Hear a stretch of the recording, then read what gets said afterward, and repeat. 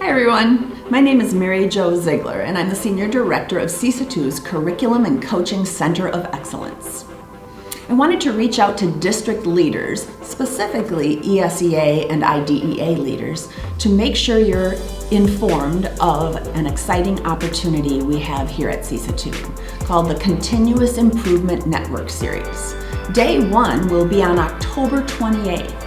And then day 2 and 3 will be March 18th and June 2nd. The Continuous Improvement Network is a series designed to help your district install and refine an equitable multi-level system of support.